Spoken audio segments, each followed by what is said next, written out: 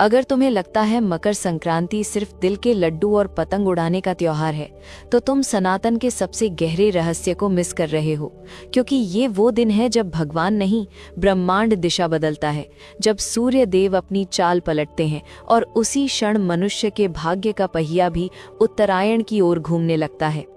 मकर संक्रांति इसलिए मनाई जाती है क्योंकि इसी दिन सूर्य देव मकर राशि में प्रवेश करते हैं और यहीं से शुरू होता है उत्तरायण, यानी वो काल जब ऊर्जा ऊपर की ओर बहती है, जब जड़ता टूटती है, जब जो रुका था वो आगे बढ़ने लगता है। और यही कारण है कि सनातन धर्म ने इस दिन को जागरण का पर्व माना, न कि केवल उत्सव का। यही वजह है कि मकर संक्रांति बाकी त्योहारों की तरह चंद्र तिथि से नहीं बल्कि एक फिक्स तारीख पर आती है। और इस साल ये पर्व 14 जनवरी 2026 को मनाया जाएगा, क्योंकि सूर्य समय का राजा है, उसकी गति नहीं बदलती, और जब सूर्य सीधा चलता है तो जीवन को भी सीधा चलने का संदेश देता है।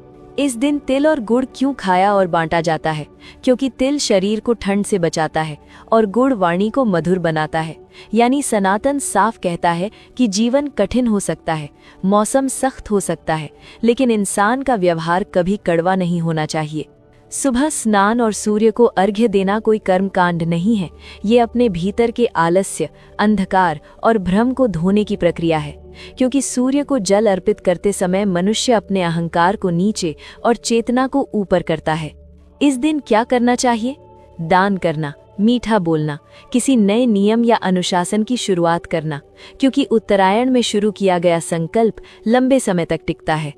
और क्या नहीं करना चाहिए?